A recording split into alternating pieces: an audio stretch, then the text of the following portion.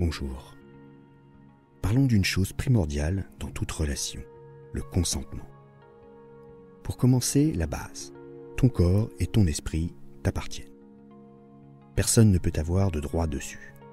Quand tu n'es pas d'accord avec quoi que ce soit, dis-le d'une façon ou d'une autre.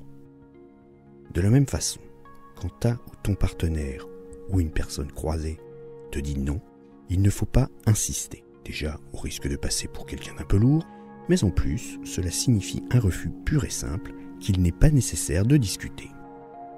Au mieux, si la personne en face souhaite expliquer pourquoi elle a refusé, libre à elle, mais ce n'est pas à toi d'en demander la cause. Tu prends acte de son refus et tu passes à autre chose.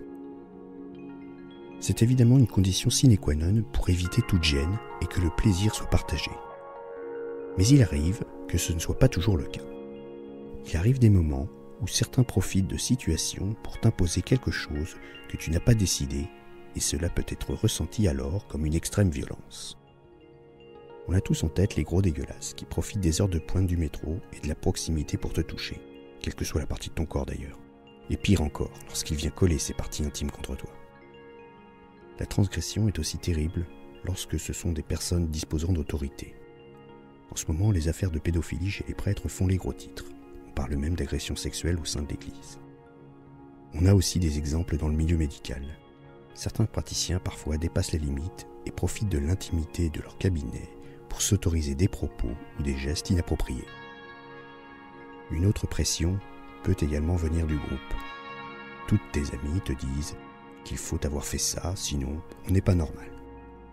Eh bien non. Si tu n'en as pas envie, ne te sens pas obligé de faire ce dont tu n'as pas envie ou dont tu t'en sens pas prêt ou prête. Le paroxysme de la violence arrive lorsque ces actes non consentis arrivent par des proches. Il faut savoir que si tu n'as pas envie de certaines pratiques, il est de ton droit de ne pas les accepter.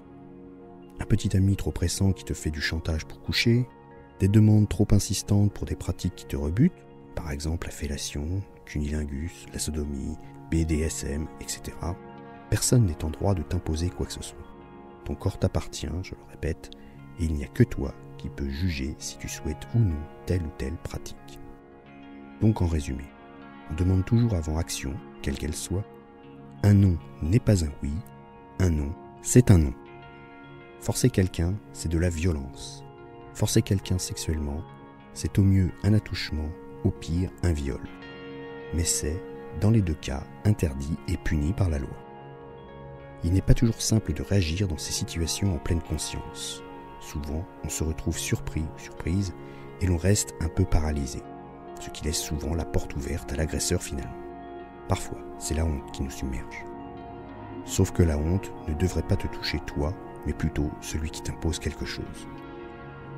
Et toi, décris-moi dans les commentaires comment tu réagis lorsque l'on essaie de t'imposer quelque chose.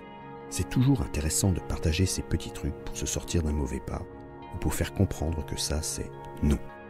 En complément, je t'invite à regarder dans la description de cette vidéo pour y retrouver l'épisode pour savoir comment réagir face à des personnes trop tactiles.